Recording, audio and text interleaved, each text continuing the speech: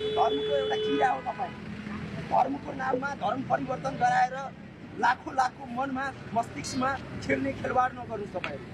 यो लुकेर अहिले भन्नुहोस् न ल तपाईँ ईश्वरलाई मान्नुहुन्छ। सुन्नुहोस्, म सबै धर्मलाई मान्छु, सम्पूर्ण धर्मको त्यति नै सम्मान गर्छु।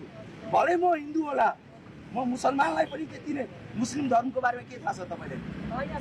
मुस्लिम धर्मको बारेमा मलाई बताउनुहोस्। मुस्लिम धर्म होइन, कहानी तपाईँको होइन, धर्मको प्रचार गर्दै हुन्छ, मलाई बताउनुहोस्। मुस्लिम धर्मको बारेमा बताउनुहोस्।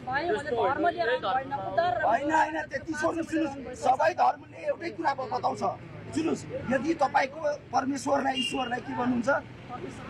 परमेश्वर पिता, तपाईँको परमेश्वर पितालाई यदि मलाई क्रिस्चियन बनाउने मन भएको भए म कुनै क्रिस्चियनको कोखमा जन्मिन्थेँ। बुझ्नु भएन? भगवान सुन्नुहोस् न, सबै सृष्टिकर्ता भगवानलाई मान्नुहुन्छ नि त, होइन? ईश्वरको बारेमा बताउनुहोस् न, ईश्वर के हो?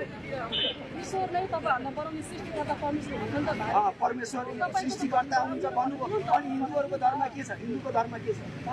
मुसलमानको धर्म के छ? अहिले हामीले माइक क्यामेरा खोलेपछि तपाईँ किन भाग्नुभयो? अर्को साथी कहाँ हराउनु? किन भाग्यो? अर्को साथी तपाईँको कहाँ भाग्यो?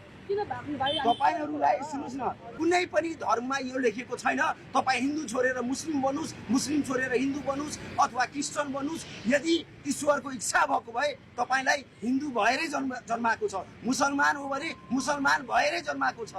तर यस्ता व्यक्तिहरूले धर्मको नाममा यहाँ हेर्नुहोस् यो देशलाई कसरी बिगारेको छ। हेर्दा यो सामान्य कुरा लाग्छ, यो सामान्य कुरा लाग्यो नि। एकजना व्यक्ति, एकजना महिला सडकमा यसरी इयरफोन के भन्नुहुन्छ भन्नुहोस् न। अघि इयरफोनमा के भन्नुहुन्छ? भगवानले जोगाइदियो तपाईँलाई। त्यसो भए डक्टर चाहिँदैन, डक्टर चाहिँदैन, तपाईँको मृत्युबाट जोगाइदियो। खोइ कि तपाईँ अघि बोलेको कुराहरू बोल्नुहोस् न। हाम्रो क्यामेरा खोल्नुभन्दा अगाडि के बोल्दै हुनुहुन्छ भन्नुहोस्। जीवन छ, उदार छ, मुक्ति छ, पाप क्षमा छ, स्वर्गसम्मको बाटो हुन्छ।